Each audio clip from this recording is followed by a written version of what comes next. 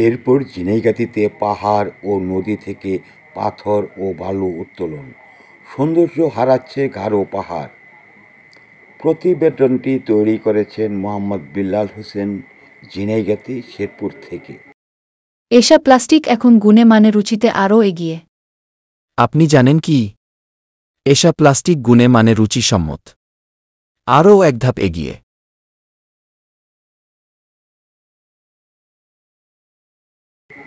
শেরপুরের ঝিনাইগাতী পাহাড় ও নদী থেকে পাথর ও বালু অবাধে উত্তোলন চলছে, ফলে প্রাকৃতিক সৌন্দর্য হারাচ্ছে গারো পাহাড়।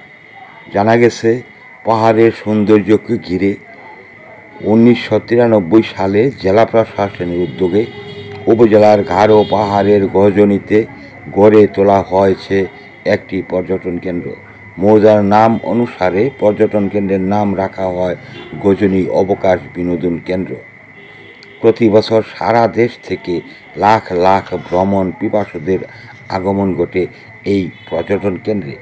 এখান থেকে সরকারের ঘরে আসে বিপুল পরিমাণের রাজস্ব। এই পর্যটন কেন্দ্রের চারপাশে পাহাড়, খাল, বিল, নদী, নালা, যা পর্যটন কেন্দ্রের আকর্ষণীয় করে রেখেছে। কিন্তু স্থানীয় প্রভাবশালীরা গারো পাহাড়ের সৌন্দর্য, প্রাকৃতিক ভারসাম্যের ক্ষতি সাধন করে পর্যটন কেন্দ্রের চারপাশের নদী, নালা, খাল, বিল, ঝর্ণা ও পাহাড় কেটে অবাধে পাথর ও বালু উত্তোলন চালিয়ে আসছে অবাধে। জানা গেছে, স্থানীয় প্রভাবশালী বালু দস্যুরা উপজেলার কাংসা ইউনিয়নের কালঘোষা নদীর হালচাটি, মালিটিলা, গান্ধীগাঁও, বাঁকাকুড়া, দরবেশতলা, মঙ্গলকুড়া, পশ্চিম বাঁকাকুড়া, 5 নম্বর নামক স্থান, ছোট গজনী, গজনী সহ আশেপাশের এলাকার নদী, পাহাড়, জোড়া, খাল, বিল ও ঝর্ণা থেকে অবাধে পাথর বালু লুটপাট চালিয়ে আসছেন। জানা যায়, শত শত বালু দস্যু দিনে রাতে লাখ লাখ টাকা মূল্যের বালু পাথর লুটপাট করে দেশের বিভিন্ন স্থানে বিক্রি করে যাচ্ছেন। ট্রাক, মাহিন্দ্র ও ট্রলি গাড়ি যোগে এসব বালু পাথর নিয়ে দিনে রাতে পরিবহন করা হচ্ছে। বালুদস্যুরা প্রভাবশালী হওয়ায় বালু কাণ্ডের বিরুদ্ধে কেউ প্রতিবাদ তো দূরের কথা, মুখ পর্যন্ত খুলতে সাহস পায় না। আবার কেউ মুখ খুললে তাদের উপর নেমে আসে বালুদস্যুদের হুমকি দামকি। এরপরেও মাঝে মাঝে উপজেলা প্রশাসন ও বন বিভাগের পক্ষ থেকে অভিযান পরিচালনা করা হচ্ছে, আটক করা হচ্ছে বালুভর্তি মাহিন্দ্র, কিন্তু এরপরেও বন্ধ হচ্ছে না গারো পাহাড় থেকে বালু পাথর লুটপাট। বন বিভাগ সূত্রে জানা গেছে, ঈদের আগে এক সপ্তাহে তারা অভিযান চালিয়ে বালুভর্তি 5টি মাহিন্দ্র গাড়ি আটক করেছিলেন।